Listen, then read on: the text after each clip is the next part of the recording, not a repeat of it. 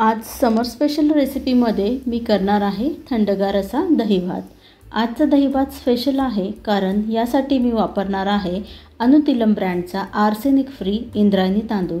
हा सुगंधित इंद्रायणी तांदूळ आहे आणि मुख्य म्हणजे हा 100% क्वालिटी प्रोडक्ट आहे। अगदी मऊ असा दही भात जर तुम्हाला करायचा असेल किंवा घरामध्ये लहान मुलांसाठी जर मऊ भात पाहिजे असेल तर तुम्ही हा तांदूळ नक्कीच ऑर्डर करू शकतात। एका कढईमध्ये पाणी घेऊया, यामध्ये मीठ घालून घेऊयात। त्यानंतर पाणी गरम होत आलं की यामध्ये 2-3दा धुतलेला हा तांदूळ घालून घेऊया। मी इथे पाण्याचं प्रमाण थोडं जास्त घेतलेलं आहे कारण मी आजचा भात कुकरमध्ये न शिजवता कढईमध्ये शिजवणार आहे। आता पाणी उकळत आलेलं आहे, झाकण ठेवून आपण हा भात शिजवून घेऊया।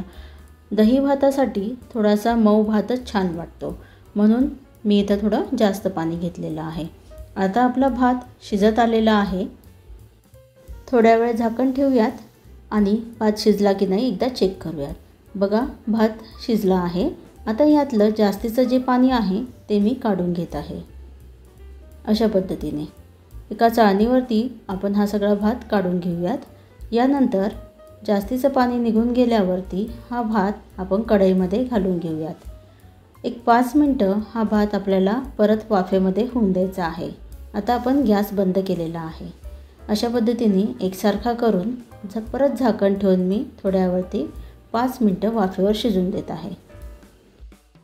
आता 5 ते 10 मिनिटांनंतर मी झाकण उघडून बघते, भात आपला छान शिजला आहे। आता आपल्याला हा भात थंड करून घ्यायचा आहे। तुम्ही भात हा फॅन खाली सुद्धा थोड्या वेळ ठेवू शकतात। स्पॅच्युलाने मी थोडा मॅश करून घेत आहे, म्हणजे दही आणि भात व्यवस्थित मिक्स होतं। भात थंड झाला आहे। आता आपण हा भात दुसऱ्या भांड्यामध्ये काढून घेऊयात। जेवढा दही भात आपल्याला बनवायचा आहे तेवढा एका भांड्यामध्ये मी काढून घेत आहे। दही भात बनवताना डायरेक्ट दही न घालता इथे आपण थोडं आधी दूध मिक्स करून घेऊयात।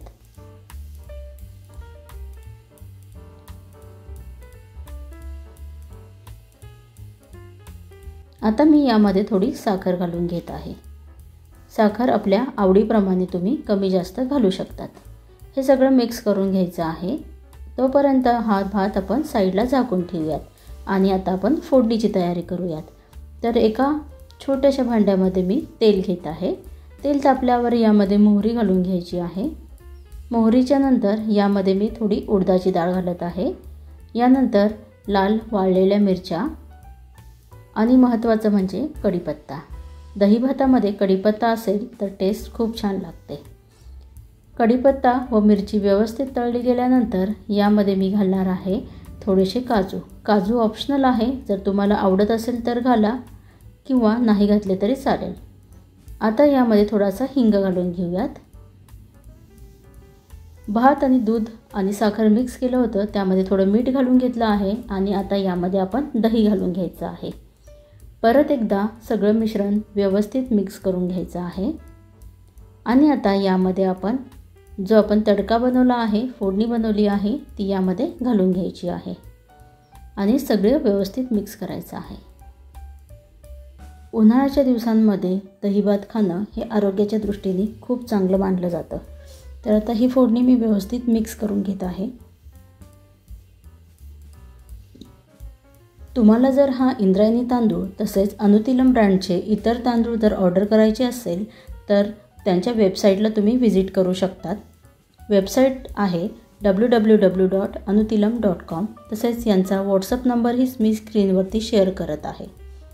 आता तयार झालेल्या दही भातामध्ये मी इथे थोडी कोथिंबीर घालून घेतली आहे आणि आता आपण दही भात सर्व करूया। तुम्हाला आजची रेसिपी आवडली असेल तर जास्तीत जास्त शेअर करा, लाईक करा, सबस्क्राईब करा व अनुतिलम ब्रँडचा तांदूळ ऑर्डर नक्की करा। रेसिपी बघितल्याबद्दल धन्यवाद।